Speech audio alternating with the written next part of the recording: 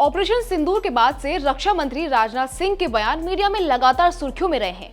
वो बार बार सेना, रक्षा मंत्रालय के अधिकारी, निजी उद्योग और आम नागरिकों को देश की रक्षा क्षमता बढ़ाने और आत्मनिर्भर बनाने का आह्वान कर रहे हैं।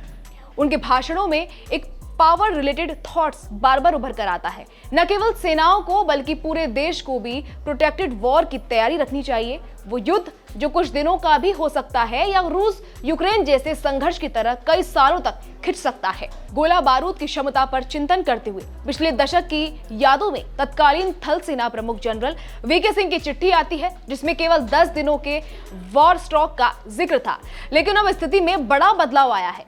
एबीपी न्यूज ने थल सेना के एक 3 स्टार जनरल से ऑफ कैमरा बातचीत में बताया कि वर्तमान में भारतीय सेना द्वारा इस्तेमाल होने वाले गोला बारूद का 90% से ज्यादा अब देश में ही बनता है। पहले जहां ऑर्डिनेंस फैक्ट्री बोर्ड यानी ओएफबी ही प्रमुख सप्लायर था और निजी नेग्लिजिबल रोल थी, आज प्राइवेट सेक्टर की हिस्सेदारी बढ़ चुकी है। मेक इन इंडिया नीति के अंतर्गत सरकारी इकाइयों के साथ साथ करीब 20 निजी कंपनियां, जिनमें अडानी डिफेंस, सोलर इंडस्ट्री, एसएमपीपी और भारत फोर्स जैसे नाम शामिल हैं, अब हथियार, गोला बारूद और अन्य एम्यूनिशन बना रही है। कुछ प्राइवेट खिलाड़ी, विशेषकर अडानी डिफेंस ने पूर्व सीडीएस जनरल बिपिन रावत के आह्वान पर गोला बारूद पर खास ध्यान केंद्रित किया, ताकि थल, वायु और नौसेना को युद्ध की स्थिति में किसी भी तरह की कमी न झेलनी पड़े।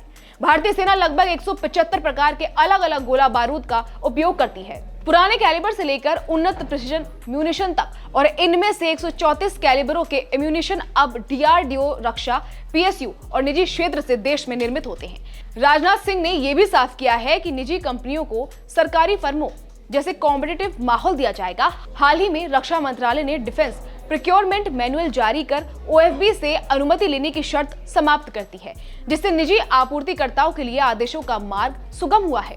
जनरल ने यह भी कहा कि बड़ी निजी कंपनियों को अगले 7 से 10 साल के लिए लगातार ऑर्डर देने का आश्वासन दिया जा रहा है, ताकि क्षमता बढ़े और आपूर्ति स्थिर रहे। लंबे युद्ध की तैयारी के संदर्भ में विशेषज्ञों का कहना है कि नीति, निर्णय, उद्योग, सहभागिता और आपूर्ति श्रृंखला सुधार महत्वपूर्ण है।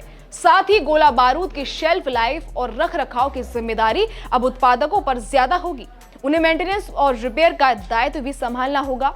कुल मिलाकर हाल के परिवर्तन ये संकेत देते हैं कि भारत दीर्घकालिक संघर्षों के लिए अपनी तैयारी को मजबूत करने की दिशा में सक्रिय कदम उठा रहा है।